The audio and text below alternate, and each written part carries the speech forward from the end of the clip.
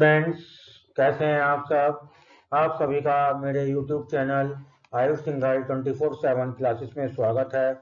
आज मैं आप लोगों के साथ बात करूंगा information technology subject code 402 class 10 part be subject specific skills के यूनिट 2 इलेक्ट्रॉनिक स्प्रेडशीट चैप्टर के बारे में।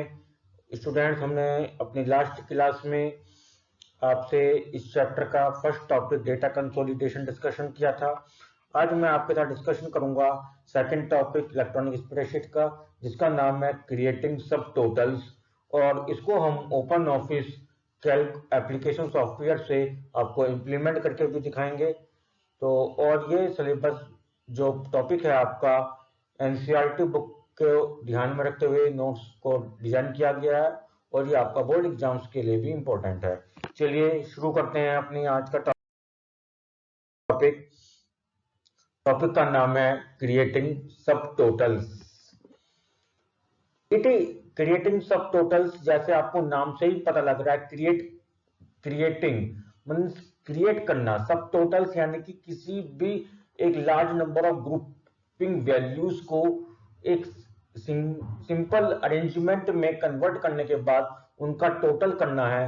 यही आपका क्या है, क्रिएटिंग सब टोटल्स। इसको प्रॉपर तरीके से देखते हैं क्या कहा गया है इसमें।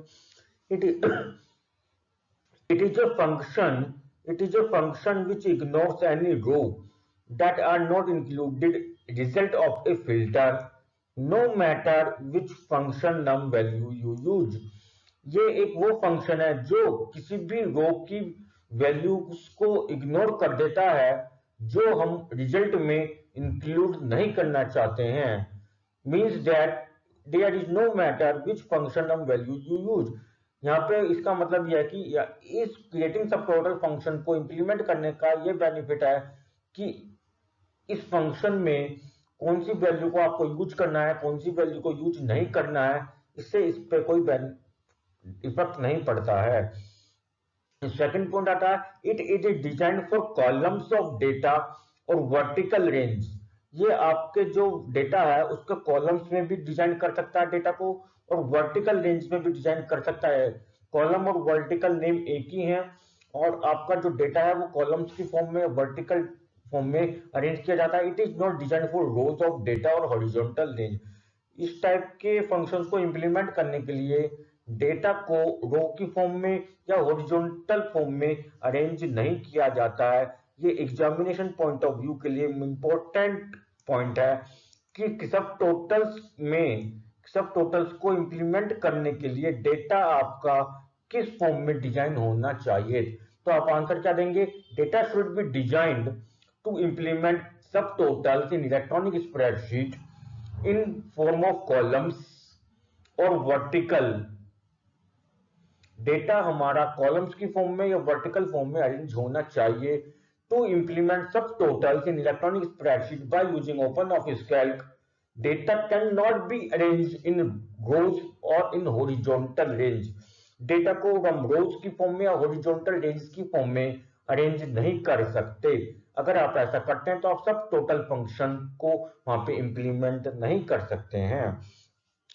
नेक्स्ट पॉइंट आता है, it is a command which allow you to automatically create groups and use common functions like sum, count and average to analysis data. ये क्या करता है, ये सब टोटल एक कमांड है जो फंक्शन की तरह वर्क करता है। ये आपको अलाउ करता है ग्रुप्स को क्रिएट करने के लिए। ये ग्रुप्स को क्रिएट करने के लिए अलाउ करता है आपको, और कुछ कॉमन फंक्शंस हैं जैसे सम, काउंट एंड एवरेज। इन फंक्शंस का यूज करके आपके डेटा को एनालिसिस करता है, और ग्रुपिंग के अनुसार ग्रुप को क्रिएट करके आपको उस ग्रुप का डेटा रिजल्ट आपके सामने सेम शीट पर आपको डिस्प्ले करता है, आउटपुट की फॉर्म में आपको देता है, रिजल्ट देता है।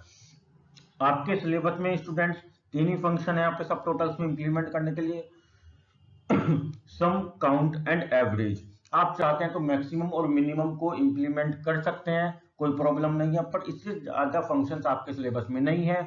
आपको वहां पे सब टोटल्स का हम फंक्शन को स्टेप बाय स्टेप अभी ओपन ऑफिस में हम करके दिखाएंगे, तो वहां पे आपको काफी सारे फंक्शंस दिखाई देंगे। लास्ट में मैंने आपको समझाने के लिए एक एग्जांपल लिया है। It is a command which is used to calculate the cost of office supplies by type from a large inventory order।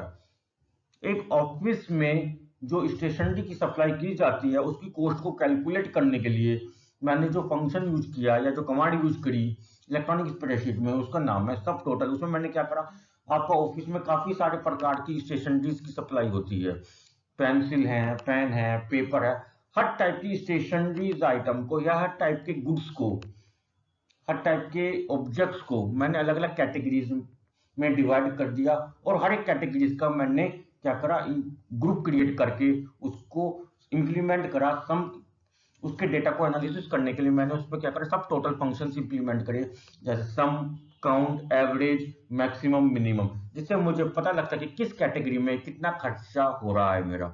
चलिए स्टार्ट करेंगे अब हम अपना कि इसको कैसे इंप्लीमेंट करना है ओपन ऑफिस कैल्क के द्वारा। चलिए स्टार्ट करते हैं open office Calc electronic spreadsheet में, और आप इसको स्टेप बाय स्टेप समझिए कि कैसे आपको क्रिएटिंग सब टोटल का कंसेप्ट जो है इलेक्ट्रॉनिक स्प्रेडशीट पर प्रैक्टिकली इंप्लीमेंट करना है।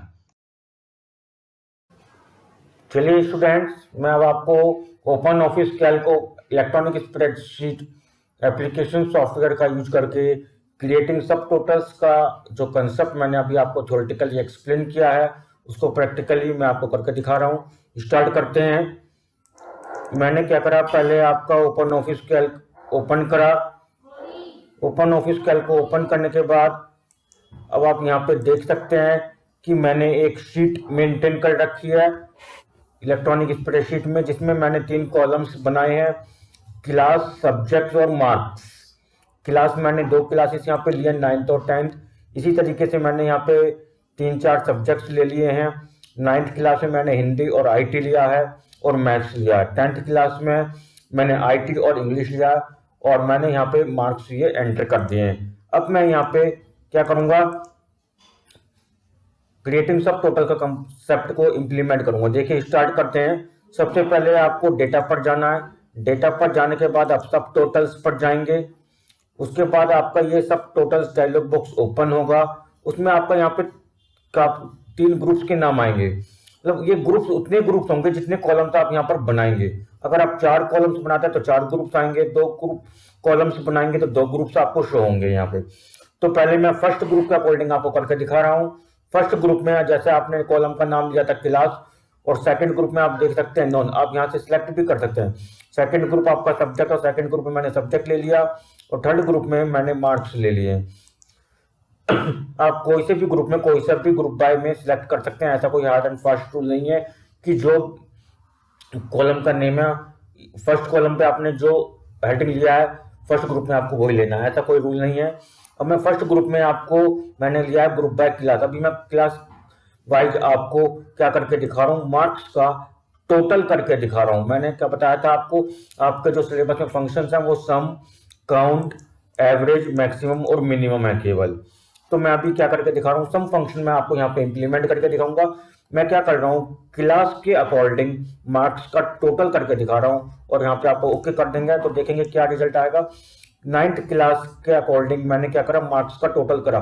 तो 9th क्लास में जितने भी सब्जेक्ट थे और उनके मार्क्स का टोटल आपको यहाँ पे शो हो गया। इसी तरीके से 10th क्लास के टोटल मार्क्स आपको शो, और ये ग्रांड टोटल जो आपको आ रहा है वो सभी मार्क्स का आ रहा है। 9th क्लास के जो टोटल है और 10th क्लास के जो टोटल है उसका टोटल आ रहा है।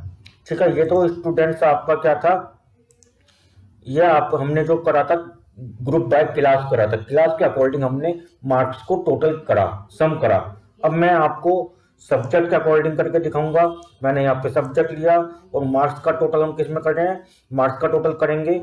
मार्क्स जो हमने प्राप्त करे तो इस पे ओके कर देंगे। तो आप देख सकते हैं यहाँ पे अब आपके जो है सब्जेक्ट वाइज मार्क्स आ गए हैं।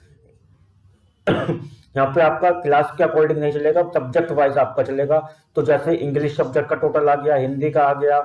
अब आप यहाँ पे इस चीज को देख सकते हैं, आईटी में आईटी वाला जो सब्जेक्ट है वो, उसमें मैंने 9th क्लास में भी आईटी सब्जेक्ट लिया था और 10th क्लास में भी आईटी सब्जेक्ट। तो आईटी सब्जेक्ट का टोटल आया है आपका यहाँ पे, जिसमें 9th क्लास के भी कुछ स्टूडेंट्स और 10th क्लास के भी कुछ स्टूडेंट्स हैं। और इसी तरीके से आपका मैथ्स का टोटल आ गया और ये आपका ग्रैंड टोटल आ गया। तो ये आपका क्या हुआ, ये आपका जो है हमने किसके अकॉर्डिंग करा था, सब्जेक्ट के अकॉर्डिंग हमने करा था। इसी तरीके से मार्क्स के अकॉर्डिंग हम देख सकते हैं, वैसे इसका कोई यूज नहीं है पर आपको शो कर देते हैं। तो मार्क्स के अकॉर्डिंग में कुछ नहीं होगा, केवल उसी के वही मार्क्स आपके यहाँ पे लिखे हुए आ जाते हैं। तो स्टूडेंट्स अभी मैं समझता हूँ आपको समझ में आ गया होगा यहाँ पे, ठीक है। अब आप यहाँ पे देख सकते हैं कॉलम जी लिखा हुआ रहा है, ग्रुप बाय कॉलम जी। ऐसा क्यों लिखा हुआ रहा है, क्योंकि मेरा जो कर्सर है इस टाइम वो कॉलम जी में है।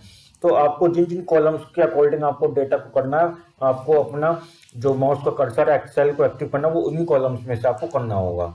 अभी एक बार आपको मैं दिखाता हूँ कैसे करना। ग्रुप बाय हमने पहले जैसे क्लास का करा था या सब्जेक्ट का करा था, सब्जेक्ट के अकॉर्डिंग हम देखते हैं। तो हमने सब्जेक्ट के अकॉर्डिंग करा और मार्क्स का टोटल करा, तो हमारा क्या आ गया, इसका टोटल आ गया।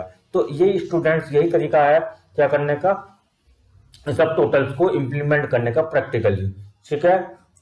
अब हम इसको फाइल को क्लोज कर देंगे, तो क्लोज करेंगे तो आपसे पूछेगा सेव करना है डिस्कार्ड, तो आप सेव बटन पर क्लिक कर देंगे।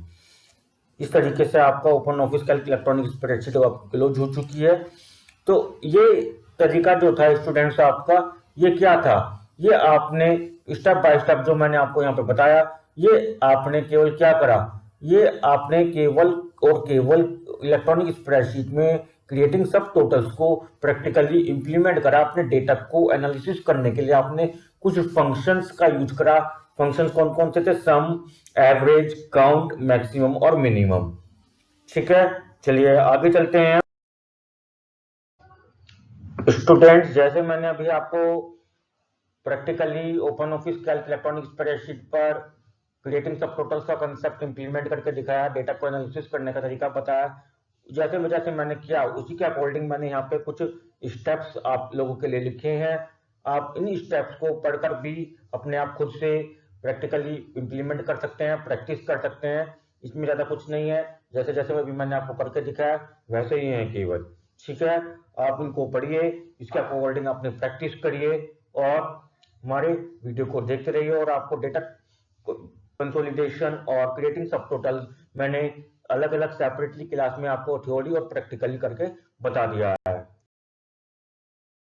स्टूडेंट्स आपको ये मेरी वीडियो कैसे लगी और डेटा कंसोलिडेशन का concept open office Calc practical step by step आपको अंडरस्टैंड हुआ कि नहीं, आप वीडियो के कमेंट बॉक्स में जाकर कमेंट करके जरूर बताएं। और हाँ, यदि आप मेरे यूट्यूब चैनल पर नए हैं तो प्लीज चैनल को लाइक करें, शेयर करें और सब्सक्राइब करें, जिससे कि हर एक स्टूडेंट तक समय पर मेरी ये वीडियो पहुंच सके और आप एग्जाम में अच्छे मार्क्स ला सकें। Thank you, have a nice day.